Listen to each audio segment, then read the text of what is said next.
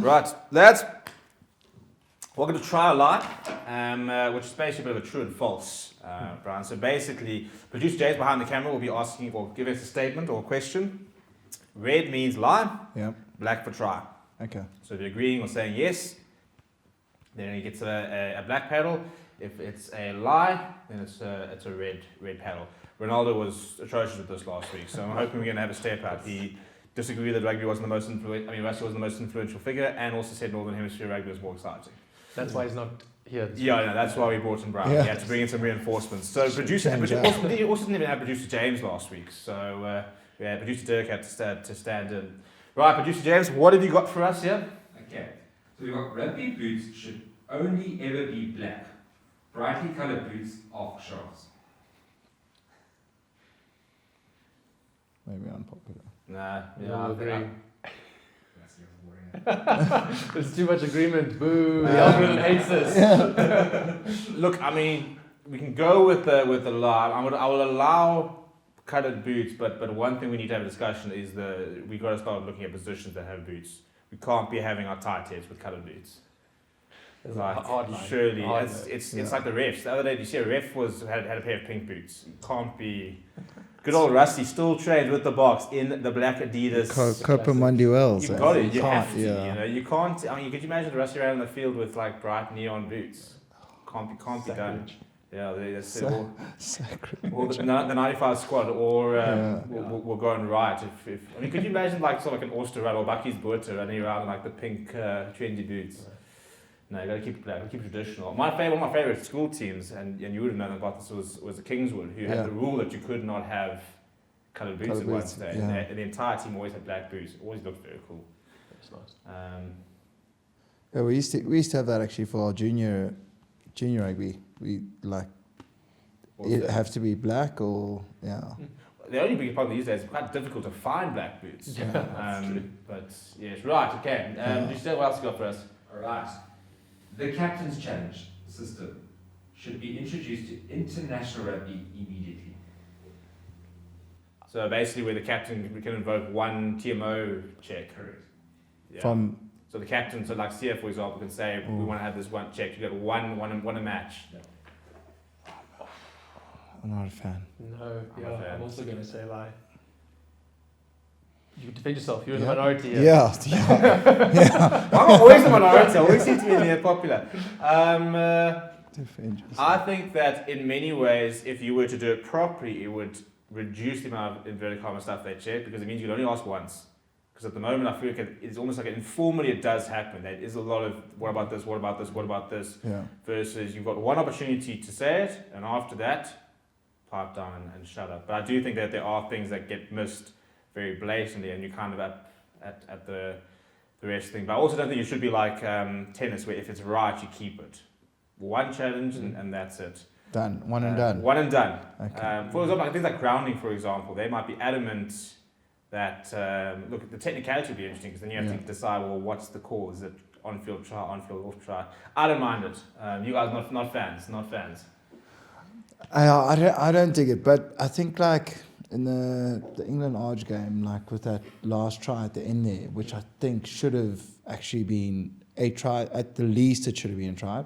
Worst case scenario, it should have been a penalty try. But for them to not call it a try at all was like. Do you know what I mean? I'm like, how many rules are we gonna break here? Yeah. Over the shoulder, like, you know, swinging your arm to the chin. I don't know if you've taken one of those ways, you know. But it's just like, I mean, and then you probably might not have had the RGs blowing up. Well, we said last week, we will never condone behaviour. However, Yeah. there was a reasonable amount of cause for such reaction, given the lack of absolutely anything, not to mention the fact that the referee wanted to award the try and the TMO just adamantly said no. not happening. Yeah. Right, Bruce Jazz, what's next? I need something where I'm not the minority. Well, it's more fact one. So the record for the most individual points scored by a Springbok in a single test match belongs to Percy Montgomery. Sure, so this is proper true or True or false? false? Was black's a lie? Yeah. Black is true, so you agree. Red is, Where's your copy of the pencil, Tom? So I'm going back to my episode 1 days. I'm going to just for shits. Do you get bonus points if you can name who is Yeah. the... Okay, well, no. Okay, I'm going to say I've got 2. I got one. That's your prize. Yeah. Last year, Sasha, Argentina game. Yeah, he was giving me a 1. Yeah. I tell you who was a silent assassin. John Ginokwe, I think, scored 4 or 5 tries in one match. He's got the record for the most tries in a match for a block. So I think he could have been because like Andre probably would have lots, but yeah, Sasha with his. Sasha scored 37 points Yes. in Argentina 2025, Yeah. facing Randy De Beers and Percy Moncardes. Yeah. There we go. 57 points. Yeah, 2 tries I think it was, I and remember then 27 points of the boot. Yeah. Something like that. That's Yeah. insane, actually. that. That's crazy. It's like, There's a reason that he It's was in the conversations last year as one of the best players in the world. Yeah. I suppose. James, I believe you might have one more for us. I've got a couple more. Ah, there we go. Alright, I've got Dr. Donald Craven, the man whom the tournament is named after, originally opposed the selection of the official South African schools team from the tournament because he wanted it to remain a festival rather than a trial. True or false? I'm going true. yeah, I'm going to stick with the boys in this. It's exactly that. True. Wait. In 1974, when the first SA schools team was picked, it was done against Darnie's explicit wishes. He firmly believed the Craven Week should be an inclusive rugby festival, not a high-stakes competition. That's why my only thing was that's why I imagine that they've never, to respect his memory, gone with the official final, and that's why it always is the unofficial final. Yes. So I would assume that was kind of the thinking. That makes sense. These days, I'm surprised they actually haven't changed with how competitive the schoolboy rugby is. Yeah, and I've got 2 more for you. Right. Very nice. Okay. But just to add to that, sorry, how good is it seeing the girls have like a SS school side It's a and school a... side. Huh? I think it's amazing how quickly we've caught up. Yeah. Not entirely to the thing, but Swayze is doing good things. And it's interesting, he was actually saying just his last 2 years means that now he's moved from a mentality which he had to try and learn about. Yeah. They knew we're going to lose games, mistakes, and now apparently he's getting far more cutthroat. Right, you're now professional, you're at this level. We will not actually tolerate, inverted commas, Yeah. the standard. You guys are now there.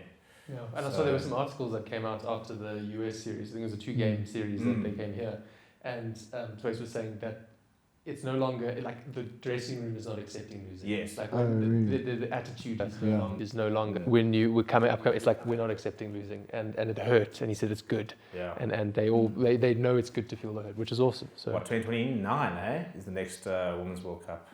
There we go. Right, what have you got for us? Okay. Brian can't answer this one. sorry, Brian. Brian was coached by Carlos Spencer. Sure. Carlos Spencer, well, you were at Joburg. But he didn't coach for Joburg, did he? He remained. Oh, I've got mine. Have you got yours? I'm just gonna go opposite whatever you say. Okay. my outward thing is EP, potentially. That is true. Damn it! That is true. This is why you get the big bucks, Steve. Yeah, the big bucks. There we go. Very good. Yeah. That's impressive. That must be pretty cool. Carlos. Yeah, that was cool. That was very cool. He's a brilliant mind, Carlos. But like you saying with Swayze, the thing with being at the Kings was like, it wasn't that the guys weren't competitive, but they were the senior guys were like they'd done their thing, you know. Like we had Stephen Sykes and Luke Watson. Yeah. and What years were you at Kings? So 2011, 12. Sorry, 12 and 13. 12 Okay. and 13. Yeah. So before Dion Davids. Or we He would've been coached around me there. at SWD actually. Okay. Yeah, Yeah, because 2016 I started covering yeah, the Kings down there. yeah. But I mean, Carlos just brought that edge of like you guys are going to the next level, which is like playing senior, like you know, like main Curry Cup and not this. I don't know what the other Curry Cup's called. Sorry, it's so Yeah, embarrassing. first division, vertical, First vertical division, cup yes, as that's well, the one, with yeah. all the different competitions. Yeah. So but a lot of the guys had like some international caps, right? So like Luke Watson and Steve Sykes and you know like they were seasoned Super Rugby players, but the other mix, the broader mix of the guys was young guys coming into a setup out of varsity cup and that type of thing, and I think that change was very good. And Carlos brings that, and he's like a brilliant mind, like I'm saying.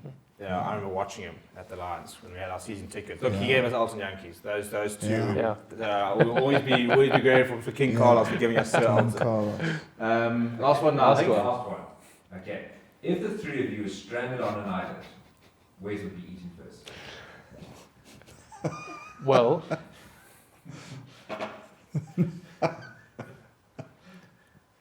No, definitely. eaten first. Yes. This is the oak from the bush. Exactly, because you're going to sit there and go, oh, guys, check out this thing. It's X, Y, Z.